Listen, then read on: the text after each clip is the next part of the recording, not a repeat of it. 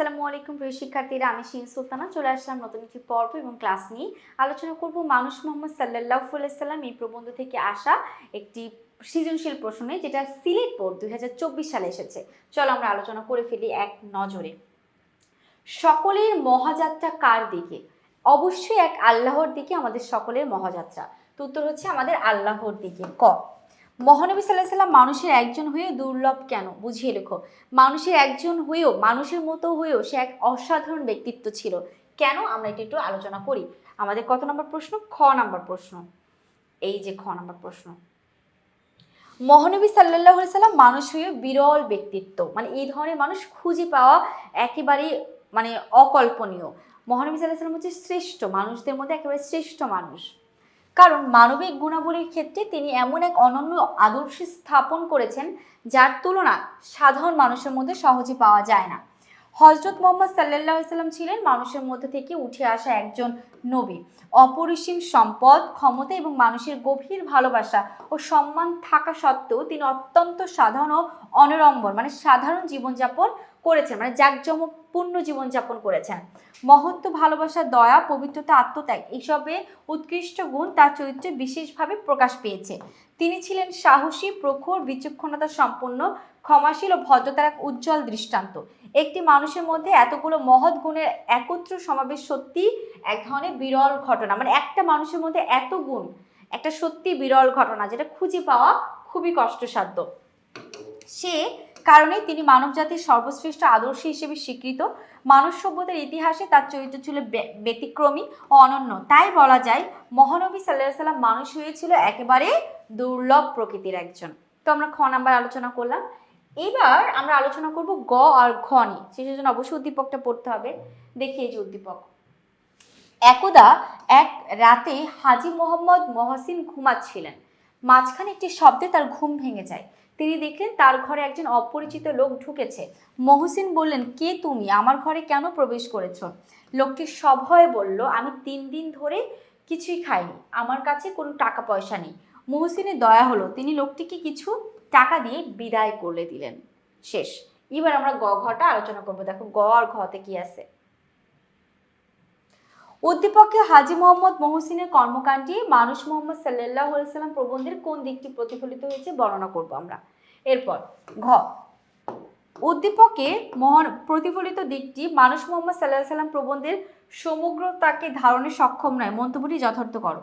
আচ্ছা, উদ্দীপকের গতে একটা কি প্রতিফলিত হয়েছে হাজী মোহাম্মদ মহসিনের মধ্যে, সেই গুণটা জানতে চেয়েছে। আর উদ্দীপকে যেটা আছে সেটা আমাদের গল্পের একটা অংশ মাত্র, বিস্তারিত সম্পূর্ণ কিন্তু আলোচনা করেনি। তো চলো আমরা এই দুইটা একটু সুন্দর করে ব্যাখ্যা বিশ্লেষণ করে ফেলি, গ এবং ঘ নাম্বারটা। উদ্দীপকে হাজী মোহাম্মদ মহসিনের কর্মকাণ্ডের মাধ্যমে যে মানবিক দয়া ও ক্ষমাশীলতার চিত্র ফুটে উঠেছে তা মানুষ মোহাম্মদ সাল্লাল্লাহু আলাইহি সাল্লাম প্রবন্ধে বর্ণিত হযরত মুহাম্মদ সাল্লাল্লাহু আলাইহি সাল্লামের সহমর্মিত ক্ষমাশীলতার অনুরূপ প্রতিফলিত হয়েছে। মানুষ মোহাম্মদ সাল্লাল্লাহু আলাইহি সাল্লাম প্রবন্ধে হাজী মোহাম্মদ সাল্লাল্লাহু আলাইহি সাল্লামের মানবিক দিকটি ফুটে উঠেছে, মানে ক্ষমা করে দেওয়ার। হযরত মুহাম্মদ সাল্লাল্লাহু আলাইহি সাল্লাম প্রবন্ধে অতি সাধারণভাবে জীবনযাপন করতেন। তিনি ছিলেন মানবপ্রেমী। মানুষের মুখে হাসি দেখলে তিনি আনন্দিত হতেন। মানুষের চেয়ে চোখের পানি তাকে ব্যথিত করত। কেউ তাকে দুঃখ কষ্ট দিলেও তিনি তাকে ক্ষমা করে দিতেন। তিনি ক্ষমার এক মূর্ত প্রতীক ছিলেন। ওকে, এই হচ্ছে আমাদের গ নাম্বার।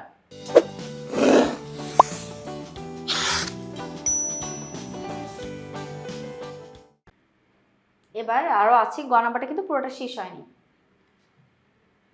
উদ্দীপকে হাজী মোহাম্মদ মহসিনের চরিত্রে ক্ষমাশীলতার প্রকাশ পেয়েছে। একজন অপরিচিত লোক তার বাসায় চুরি করতে এসেছিল, কিন্তু সে সবকিছু বুঝতে পেরেও তাকে ক্ষমা করে দিলেন, বরঞ্চ যাওয়ার সময় তাকে কিছু টাকা দিয়েও বিদায় করে দিলেন। তো অবশ্যই এটা মহা অনুভবতারই প্রকাশ পেয়েছে।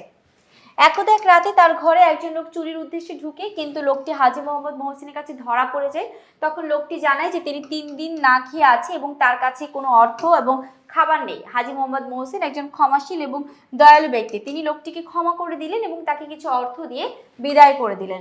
উদ্দীপকে হাজী মোহাম্মদ মহসিন ও হযরত মুহাম্মদ সাল্লাল্লাহু আলাইহি সাল্লামের ক্ষমাশীলতা, মানবপ্রেম ও সহমর্মিতার দিকটি স্পষ্টভাবে ফুটে উঠেছে, যেটা আলোকপাত করা হলো।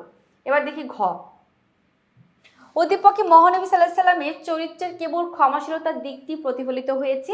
প্রবন্ধে আলোচিত অন্যান্য গুরুত্বপূর্ণ দিক সেখানে অনুপস্থিত। যে সেই কারণে উদ্দীপকে উপস্থিত ভাব মানুষ মোহাম্মদ সাল্লাল্লাহু আলাইহি সাল্লাম প্রবন্ধের সামগ্রিক রূপকে ধারণ করতে সক্ষম নয়, এই মন্তব্যটি যথার্থ বলে ধরা যাচ্ছে। অর্থাৎ একটা গুণাবলীর মতো ক্ষমাশীলতার গুণ প্রকাশ পাইলেও বাকি জিনিসগুলোর প্রকাশ সেখানে ঘটেনি। তারপরে দেখো, মানুষ মোহাম্মদ সাল্লাল্লাহু আলাইহি সাল্লাম প্রবন্ধের লেখক মহানবী সাল্লাল্লাহু আলাইহি সাল্লামের বহুমাত্রিক মানবিক গুণাবলীর বিশদ আলোচনা করেছেন। অপরিসীম সম্পদ ও ক্ষমতা সত্ত্বেও তিনি অত্যন্ত সহজ সরল ও অনাড়ম্বর জীবনযাপন করেছেন। ক্ষমা, মহত্ব, ভালোবাসা ও দয়ার মতো অসংখ্য মহৎ গুণ তার চরিত্রে একত্রে বিকশিত হয়েছিল। পাশাপাশি তার ইন্তেকালের পর সাহাবীদের অন্তরে যে গভীর শোক ও হতাশা নেমে এসেছিল, সে চিত্র প্রবন্ধে অত্যন্ত আবেগঘনভাবে তুলে ধরা হয়েছে। তারপর উদ্দীপকে হাজী মোহাম্মদ মহসিন চরিত্রের মাধ্যমে মানবিকতা ও সহানুভূতির একটি দিক প্রকাশ পেয়েছে। গভীর রাতে ঘরে এক অচেনা মানুষ প্রবেশ করলেও তিনি তাকে শাস্তি না দিয়ে সহমর্মিতার সঙ্গে সাহায্য করেন এবং অর্থ দিয়ে বিদায় দেন। এখানে তার ক্ষমাশীলতা ও দয়ার মনোভাব স্পষ্ট হয়ে ফুটে উঠেছে। এই গুণটি মানুষ মোহাম্মদ সাল্লাল্লাহু আলাইহি সাল্লাম প্রবন্ধে বর্ণিত মহানবী সাল্লাল্লাহু আলাইহি সাল্লামের চরিত্রের সঙ্গে পুরোপুরিভাবে সাদৃশ্যপূর্ণ, কারণ তিনিও তার উপর অত্যাচারকারীদের ক্ষমা করে আপন করে নিয়েছিলেন পুরোপুরিভাবে। তবে আলোচ্য প্রবন্ধে মহানবী সাল্লাল্লাহু আলাইহি সাল্লামের চরিত্রের আরো বহু দিক উন্মোচিত হয়েছে, যা উদ্দীপকে প্রতিফলিত হয় না। ক্ষমা ও সহানুভূতির পাশাপাশি তার সত্যনিষ্ঠা, ধৈর্য ও আমানতদারিতা, সত্য প্রচারে অকুতভয় অবস্থান এবং মানব জাতিকে সঠিক পথে পরিচালনার মহান ব্রত প্রসঙ্গে বা প্রবন্ধে বিশেষভাবে আলোচিত হয়েছে। তদুপরি তার ইন্তেকালে সাহাবীদের গভীর মানসিক ভেঙে পড়ার ঘটনাও সেখানে গুরুত্বের সঙ্গে উপস্থাপিত হয়েছে। এইসব বিষয়ে উদ্দীপক অনুপস্থিত থাকায় বলা যায় প্রশ্নোক্ত তথা উত্থাপিত মন্তব্যটি যথার্থ। উদ্দীপকে ক্ষমাশীলতার একটা মাত্র দিক আছে, বাকি কোনো মানবীয় গুণ নাই। তাই আমরা বলতে পারি উদ্দীপকে একটা দিক আলোচনা করা হলো, বাকিগুলো অনুপস্থিত। সিলেট বোর্ড 2024 সালে আসা এই সুন্দর প্রশ্নটি নিয়ে এই মুহূর্তে আমরা আলোচনা করলাম। এখন ক্লাসটি শেষ করব, পরবর্তী ক্লাস নিয়ে খুব দ্রুত হাজির হব। সে পর্যন্ত ভালো থেকো, আল্লাহ হাফিজ, আসসালামু আলাইকুম।